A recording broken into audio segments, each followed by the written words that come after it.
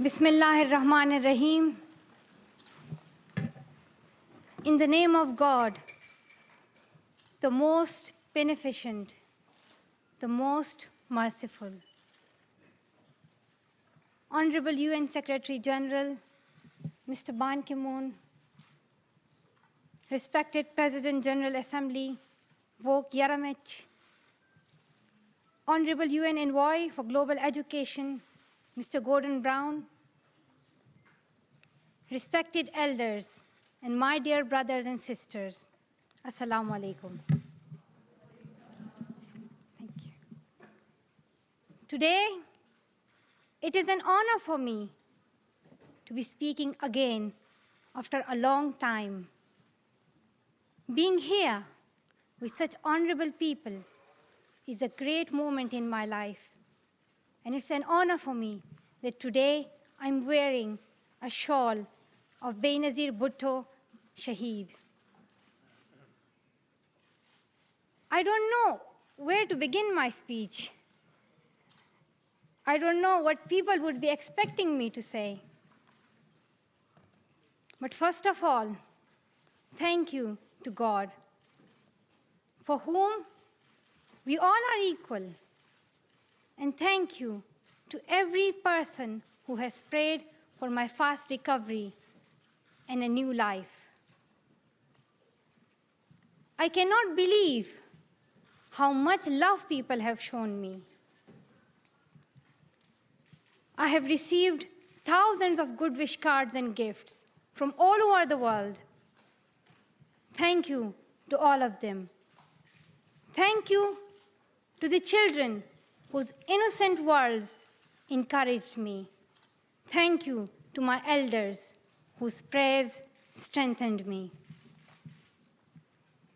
I would like to thank my nurses, doctors, and the staff of the hospitals in Pakistan, in the UK, in the UAE government, who have helped me to get better and recover my strength. I fully support Mr. Ban Ki-moon, the Secretary General, in his Global Education First initiative, and the work of the UN Special Envoy, Mr. Gordon Brown, and the respected President General Assembly, Vok Yaramich. I thank all of them for their leadership that they continue to give. They continue to inspire all of us to action. Dear brothers and sisters, do remember one thing.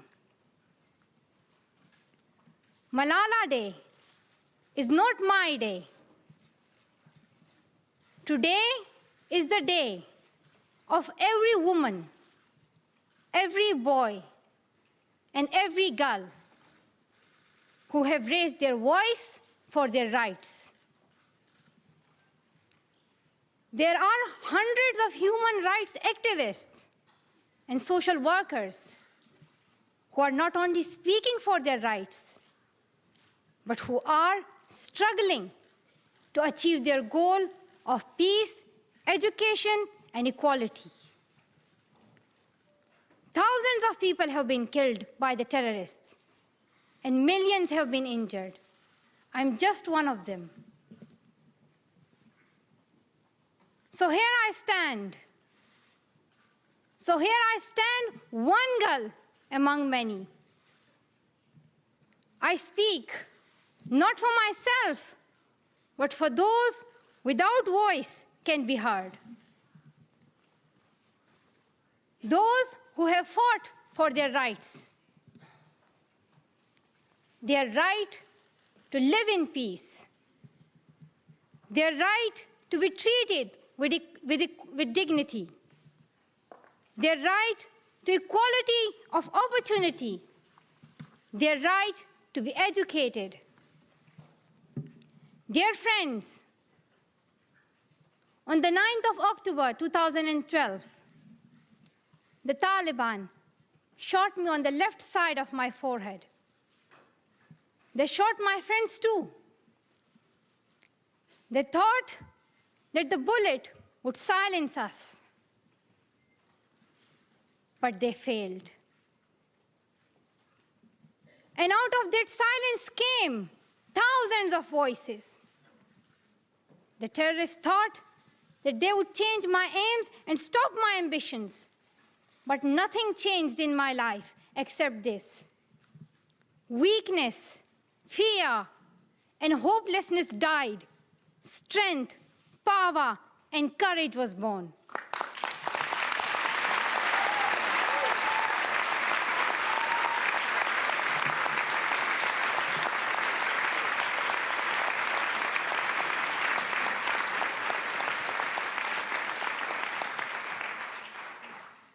I am the same Malala. My ambitions are the same. My hopes are the same. And my dreams are the same. Dear sisters and brothers, I'm not against anyone. Neither am I here to speak in terms of personal revenge against the Taliban or any other terrorist group. I'm here to speak up for the right of education of every child.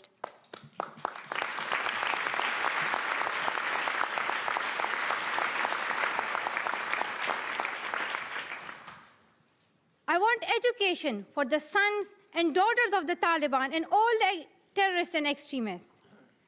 I do not even hate the Talib who shot me.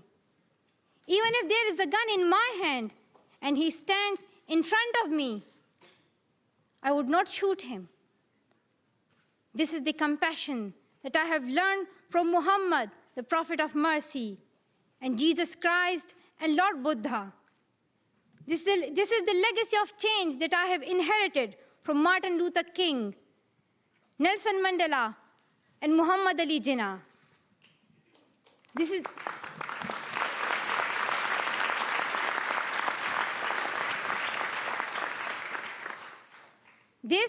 the philosophy of non-violence that I have learned from Gandhiji, Bacha Khan, and Mother Teresa. And this is the forgiveness that I have learned from my father and from my mother. And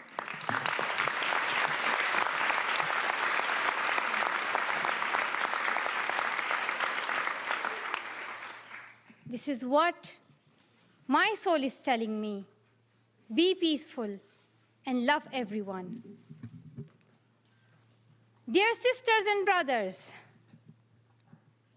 we realize the importance of light when we see darkness. We realize the importance of our voice when we are silenced. In the same way, when we were in Swat, the north of Pakistan, we realized the importance of pens and books when we saw the guns. The wise saying, "The pen is mightier than sword," was true. The extremists were and they are afraid of books and pens. The power of education frightens them. They are afraid of women. The power of the voice of women frightens them. And that is why they killed 14 innocent students in the recent attack in Quetta. And that is why they killed female teachers and polio workers in Khyber Pakhtunkhwa. That is why they're blasting schools every day, because they were and they are afraid of change, afraid of equality that we will bring into our society. And I remember that there was a boy in our school who was asked by a journalist, "Why are the Taliban against education?" He answered very simply by pointing to his book. He said, "A Talib doesn't know what is written inside this book." They think that God is a tiny little conservative being who would send girls to the hell just because of going to school. The terrorists are misusing the name of Islam and Pashtun society for their own personal benefits.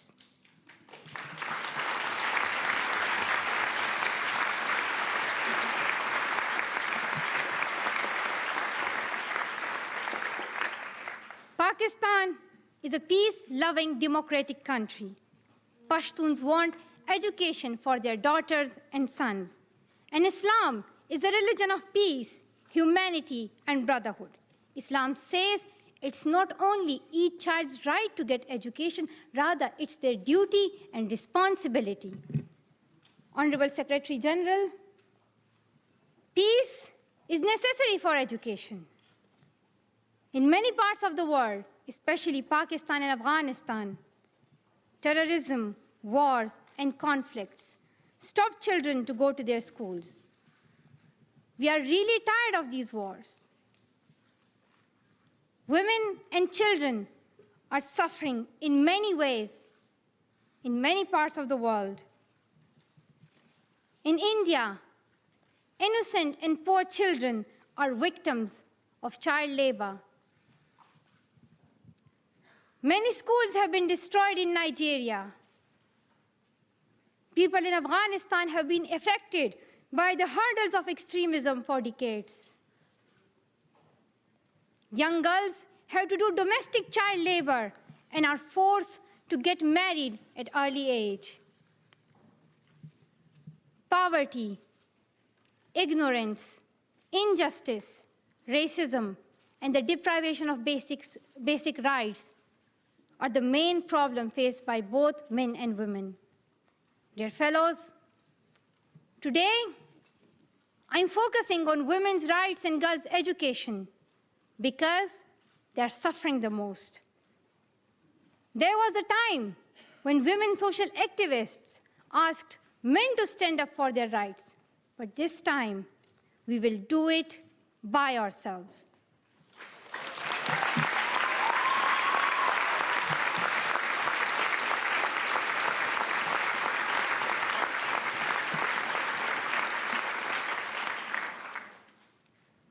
I'm not telling men to step away from speaking for women's rights. Rather, I'm focusing on women to be independent, to fight for themselves. So, dear sisters and brothers, now it's time to speak up. So today, we call upon the world leaders to change their strategic policies in favor of peace and prosperity. We call upon the world leaders that all the peace deals must protect women's and children's rights. A deal that goes against the rights of women is unacceptable.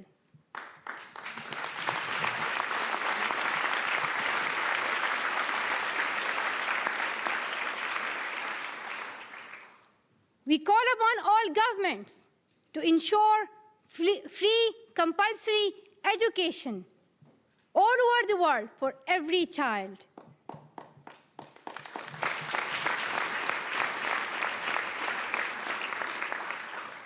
We call upon all the governments to fight against terrorism and violence, to protect children from brutality and harm. We call upon the developed nations to support the expansion of educational opportunities for girls in the developing world. We call upon all the communities to be tolerant, to reject prejudice based on caste, creed, sect, color, religion, or gender, to ensure freedom and equality for women so that they can flourish. We cannot all succeed when half of us are held back. We call upon our sisters around the world to be brave, to embrace the strength within themselves and realize their full potential. Dear brothers and sisters, we want schools and education for every child's bright future. We will continue our journey to our destination of peace and education. No one can stop us. We will speak up for our rights, and we will bring change through our voice. We believe in the power and the strength of our words. Our words can change the whole world because we are all together, united for the cause of education. And if we want to achieve our goal, then let us empower ourselves with the weapon of knowledge. And let us shield ourselves with unity and togetherness. Dear brothers and sisters, we must not forget that millions of people are suffering from poverty, injustice, and ignorance. We must not forget that millions of children are out of their schools. We must not forget that our sisters and brothers are waiting for a bright, peaceful future. So let us wage a global struggle against illiteracy, poverty, and terrorism. Let us pick up our books and our pens. They are our most powerful weapons. One child, one teacher, one book, and one pen can change the world. Education is the only solution. Education first. Thank you.